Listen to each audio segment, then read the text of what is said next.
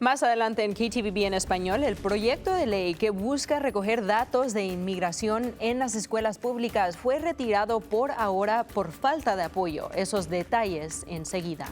Y después de un breve descanso del clima invernal, tenemos más lluvia y más nieve para la región este fin de semana. Les daré más detalles en camino. Y ya mero llega la temporada de prom y las quinceañeras. Enseguida te decimos cómo podrías comprar un vestido por no más $10 para sus hijos. Las noticias en español empieza ahora.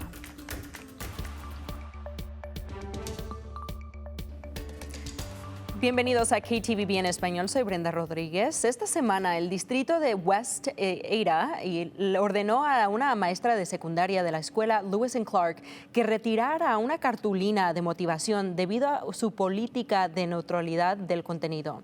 La cartulina decía, todos son bienvenidos aquí, y otra que dice, todos en esta escuela son bienvenidos, importantes, aceptados, respetados, animados, valorados e iguales.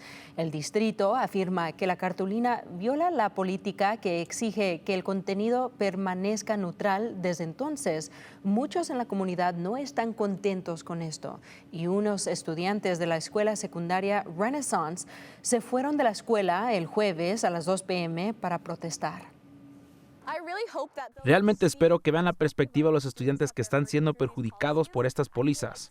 Siento que muchos estudiantes salieron hoy y compartieron su perspectiva única, ya sean hijos de inmigrantes, LGBTQIA o de cualquier otra raza, género, etnia o credo, diciendo que se sintieron seguros en las escuelas gracias a las acciones de sus maestros, y que si sus maestros se meten en problemas por esas acciones, entienden que las futuras generaciones y otros niños no podrán sentir la misma seguridad y felicidad que ellos sintieron, y realmente me rompe el corazón.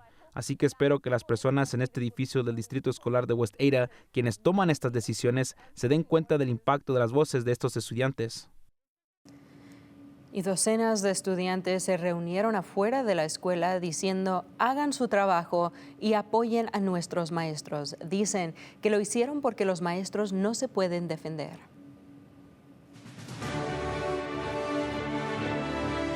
Ahora en el Capitolio, el proyecto de ley que busca recoger datos de inmigración en las escuelas públicas fue retirado por ahora por falta de apoyo. El proyecto de ley 382 habría exigido que las escuelas públicas recopilaran y reportaran el estatus migratorio y nacionalidad de los estudiantes. Los patrocinadores argumentan que ayudaría a estimar el costo de educación de niños indocumentados. El presidente del comité, Doug Pickett, informó en correo electrónico aquí a nuestra estación, dice que el proyecto de ley fue retirado debido a la falta de apoyo y posibles preocupaciones legales. No se sabe por ahora si se revisará este tema más adelante esta sesión.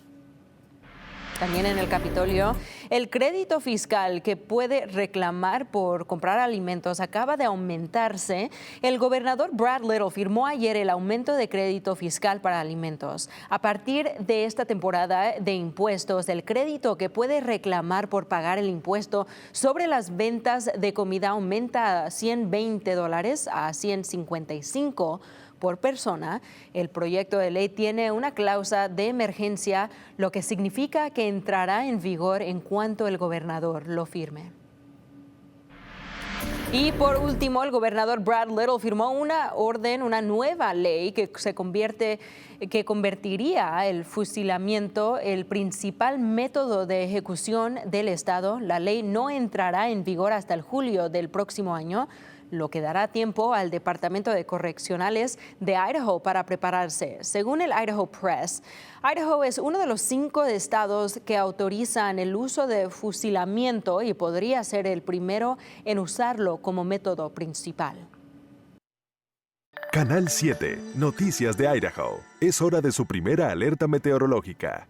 Hemos visto bastante nieve y lluvia en ciertos lugares que hemos pasado por la semana. Ahora anticipamos, después de este descanso del viernes, otra tormenta que nos viene tarde el viernes y temprano por el sábado, y es posible que lugares como el Valle de Tesoro, incluyendo Boise, y lugares en el Valle Mágico como Jerome y Twin Falls, que puedan ver un poco de nieve caer, pero es solo sería como una capa bien pequeña que les pueda caer en lugares en las elevaciones más bajas. No sería hasta caminar o elevarse a otros lugares como las montañas que se puede ver un poco más de esa nieve y más significativo en estos lugares, y se espera que se vea casi un pie de nieve en lugares como McCall y varias pulgadas en otros lugares. Pero ya veamos los impactos de este fin de semana que vienen con las tormentas, porque nos viene una segunda tormenta el domingo tarde y temprano el lunes, y eso vamos a ver rondas de lluvia y nieve. También vamos a ver que esos vientos empiezan a incrementarse hacia un poco más fuertes, y como mencioné, que podemos ver hasta un pie, posiblemente casi dos en ciertos lugares en las montañas llegando hacia el domingo, y las temperaturas también van a subirse. Pero viendo el modelo de futuro, vamos a ver y vamos a notar que se ve un poquito más dispersa la lluvia, no hasta llegar el sábado por la noche, llegar entre el domingo, que las montañas y lugares en los valles que se ve un poquito más de esa precipitación que empieza a incrementarse, y eso es lo que esperamos por lo menos continuar hacia el lunes. Y lo que también vamos a notar son esas temperaturas que llegan hacia los 60 en lugares como Boise, también en lugares en el Valle Mágico pueden llegar a esas temperaturas. Vamos a seguir con esos vientos muy leves hasta el lunes, posiblemente extendiéndose hasta el martes, y esas temperaturas vuelven a bajarse de domingo a lunes y se mantienen en los bajos 50 por lo menos desde el miércoles al jueves. Para muchos, la próxima semana son las vacaciones de primavera, y eso significa que más personas en las carreteras y volando a través del aeropuerto de Boise, conocido como BOI. Ellos afirman que anticipan casi 200,000 pasajeros en las próximas 2 semanas. Esto se compara con más de 393,000 pasajeros en todo el mes de marzo del año pasado. Para evitar perder su vuelo, debe tener en cuenta algunos aspectos.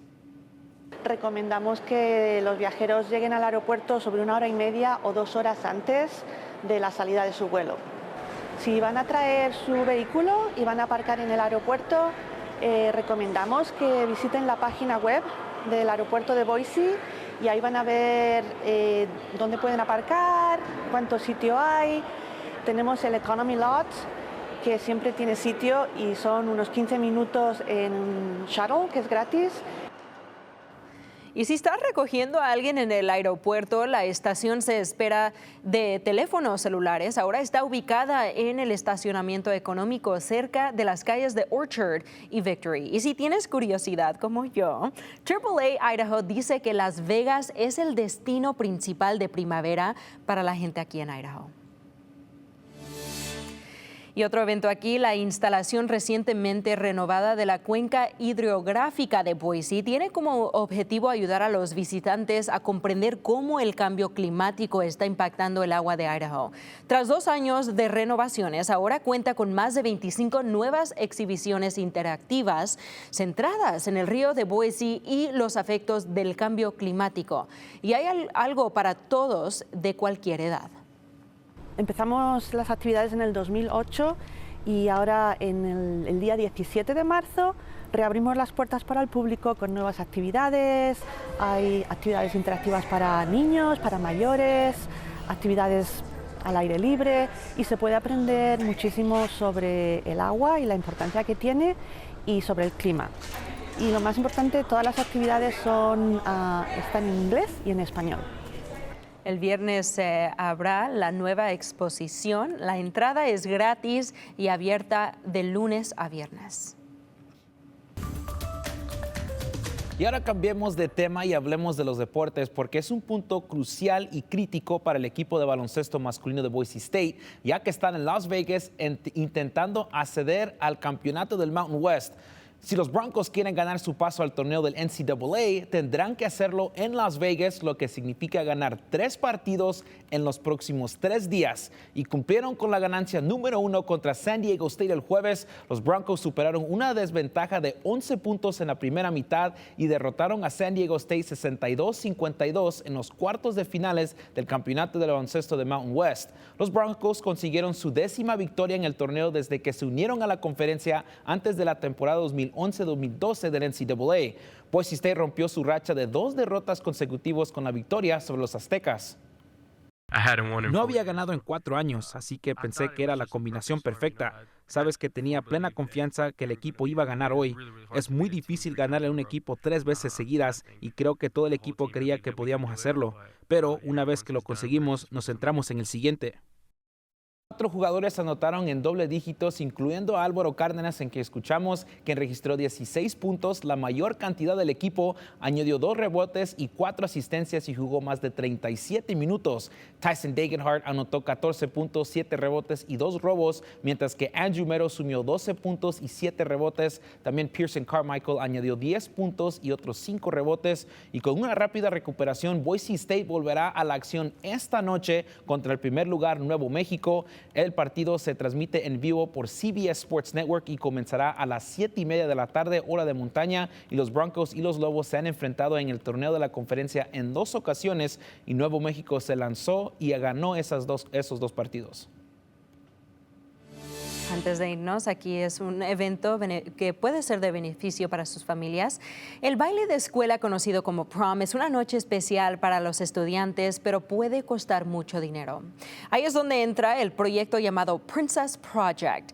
Es una iniciativa que ayuda a los estudiantes a no tener que preocuparse por el costo de vestimiento para el baile de prom. La Liga de Asistencia del Condado de Cañón y la ciudad de Caldwell se asociaron para ayudar a recolectar estos vestidos, trajes y zapatos que todos fueron donados. Y gracias a la comunidad, los estudiantes podrán comprar vestidos y trajes por tan solo $10. Hay más que 100 estudiantes que vinieron el año pasado y expectamos 200 o más este año para venir para comprar estos vestidos. Para comprar un vestido por $200, $300 es muy caro y para usarlo una vez y nada más. Y por hacer esto pueden comprarlo por $10 para que los estudiantes puedan usarlo y tener algo que ellos pueden tener un poco de orgulloso que cómo se vestiden y cómo se miran cuando van a este prom, este baile.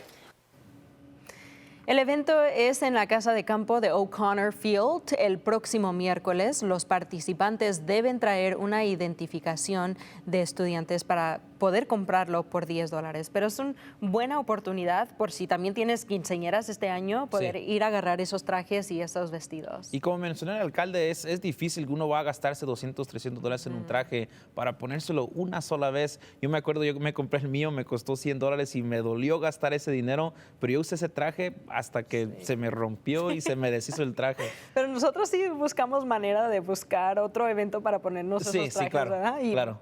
También el mío de quinceañera me lo he puesto varias veces. Pero para eso es el chiste.